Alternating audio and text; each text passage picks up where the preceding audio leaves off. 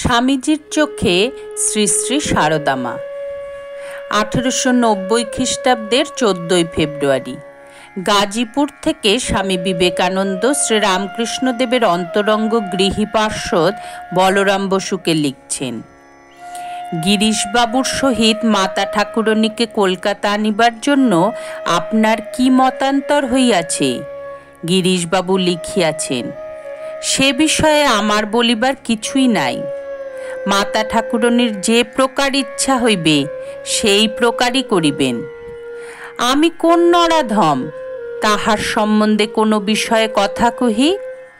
পত্রটির উপসংহারে স্বামীজির মর্মস্পর্শী ভাষায় লিখছেন, বলরামবাবু মাতা ঠাকুরণী যদি আসিয়া থাকেন আমার কোটি কোটি প্রণাম দিবেন ও আশীর্বাদ করিতে বলিবেন, যেন আমার অটল অধ্যাবসায় হয়, কিংবা এ শরীরে যদি তাহা অসম্ভব যেন শীঘ্রই ইহার পতন হয়। শ্রীমা সম্পর্কে স্বামী বিবেকানন্দের যেসব উক্তির সন্ধান পাওয়া যায় তাদের মধ্যে কালগতভাবে এটি প্রথম। স্বামীজির অন্তরে শ্রীমায়ের স্থান সম্পর্কে পত্রটি উজ্জ্বল আলোক সম্পাদ করিতেছে। শ্রীরামকৃষ্ণ সম্পর্কে স্বামী বিবেকানন্দ অকুণ্ঠিত চিত্তে বলেছিলেন, আমি তার জন্ম জন্মান্তরের দাস, এই আমার পরম ভাগ্য। তস্য দাস দাস দাসহং। শ্রীমাকে স্বামীজি শ্রীরামকৃষ্ণের সঙ্গে অভিন্ন জ্ঞান করতেন।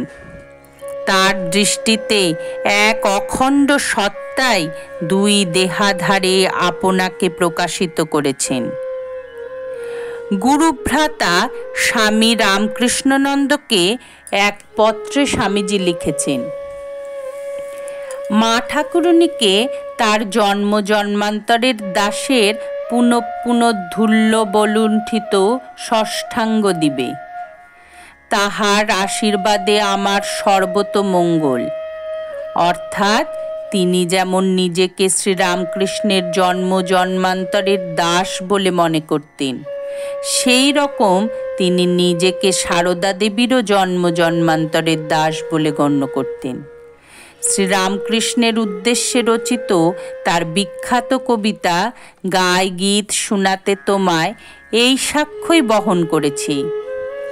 সে কবিতার প্রথম স্তবকেই তিনি লিখেছেন, দাস তোমা দোহাকার সশক্তিক নমি ভবপদে। 1895 খ্রিস্টাব্দে স্বামী রামকৃষ্ণানন্দকে স্বামীজি লিখেছেন, শাকচুন্নি যে ঠাকুরের পুঁথি পাঠিয়াছেন তাহা পরম সুন্দর, কিন্তু প্রথমে শক্তির বর্ণনা নাই, এই মহাদোষ। দ্বিতীয় এডিশনে শুদ্ধ করিতে হইবে। এই প্রসঙ্গে স্বামী সারদেশানন্দ লিখেছেন, শ্রীরামকৃষ্ণ পুঁথিলেখককে স্বামীজি ব্যগ্রভাবে নির্দেশ দেন পুঁথিতে ঠাকুরের সঙ্গে মায়ের স্তব অন্তর্ভুক্ত করার জন্য। স্বশক্তিক ছাড়া ভগবানের উপাসনা হয় না। তাই পরে সংযুক্ত হল জয় মাতা শ্যামাসুতা জগৎ জননী রামকৃষ্ণ ভক্তিদাত্রী চৈতন্যদায়িনী। স্বামীজি স্বয়ংও স্বরচিত ঠাকুরের আরাত্রিক স্তবে মায়ের বীজমন্ত্র হ্রিং সংযুক্ত করিয়া দেন। শ্রীরামকৃষ্ণের মহিমা উপলব্ধির জন্য স্বামীজিকে দীর্ঘকাল বহু পরীক্ষা নিরীক্ষা বিচার বিতর্কের আশ্রয় গ্রহণ করতে হয়েছিল, কিন্তু শ্রী মায়ের মহিমা উপলব্ধির জন্য তার কোনো কিছুরই প্রয়োজন হয়নি। মায়ের মহিমা সম্বন্ধে কোনো প্রশ্ন বা সংশয় স্বামীজির কোনো দিনও ছিল না। শ্রীমা শ্রীরামকৃষ্ণের 2-3 জন ত্যাগী ভক্ত ছাড়া অন্যান্য সকলের মতো নরেন্দ্রের নিকটেও অন্তরালবর্তিনী ছিলেন। পরবর্তীকালেও শ্রী শ্রী মা যখন স্বামীজির সঙ্গে কথা বলতেন তখন সোজাসুজি কথা বলতেন না। মায়ের মুখে অনুচ্চস্বরে উচ্চারিত কথাগুলি গোলাপ মা বা অন্য কেউ স্পষ্ট করে স্বামীজিকে শুনিয়ে দিতেন। শুধু স্বামীজি নন, অন্যান্য ত্যাগী সন্তানদের সঙ্গেও দু একজন ছাড়া শ্রীমা এইভাবেই কথা বলতেন। স্বামীজি বিদেশ থেকে ফিরে আসার পর গিরিশ ঘোষ তাকে শ্রীমায়ের একটি জীবনী লিখতে বিশেষভাবে অনুরোধ করেছিলেন। তাতে স্বামীজি বলেছিলেন, শ্রীরামকৃষ্ণ এত মহান ছিলেন, এত বড় ছিলেন যে আমি তাকে কিছুই বুঝতে পারিনি। তার জীবনের এক কণাও আমি জানতে পারিনি। শেষে শিব গড়তে গিয়ে কি বানর গড়ে ফেলব?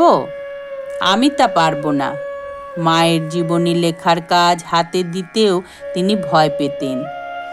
একটি চিঠিতে গুরু ভাই স্বামী রামকৃষ্ণনন্দকে স্বামীজি লিখেছেন, বৈকুণ্ঠনাথ সান্যাল আমাকে 3 পাতা লেকচার দিয়েছে যে মা ঠাকুরানীকে ভক্তি করতে হবে এবং তিনি আমায় কত দয়া করেন।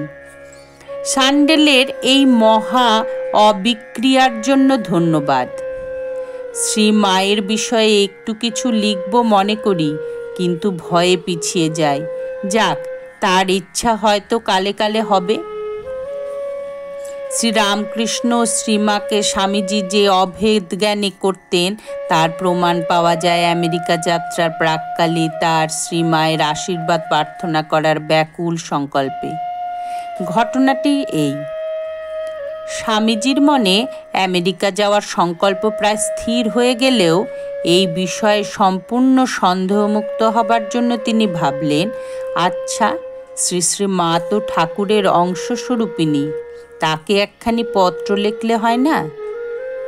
তিনি যেরূপ বলবেন সেরূপই করব। স্বামীজি তারপরে শ্রীমায়ের নির্দেশ চেয়ে যে পত্র লিখলেন তাতে শ্রীমা স্বামীজিকে আশীর্বাদ করে পাশ্চাত্য দেশ গমনের অনুমতি দিলেন। এটি পেয়ে স্বামীজির সকল দ্বিধার অবসান হলো। তিনি বললেন, আহ, এতক্ষণে সব ঠিক হলো। মারও ইচ্ছা আমি যাই। শ্রীমায়ের আশীর্বাদকেই স্বামীজি তার পাশ্চাত্য দেশে ঐতিহাসিক সাফল্যের পশ্চাতে ক্রিয়াশীল প্রধান শক্তিরূপে গণ্য করতেন। পাশ্চাত্য থেকে ফিরে আসার পর একদিন তিনি শ্রীমাকে বলেছিলেন, মা, আপনার আশীর্বাদে এ যুগে লাফিয়ে না গিয়ে তাদের তৈরি জাহাজে চড়ে যে মুল্লুকে গিয়েছি।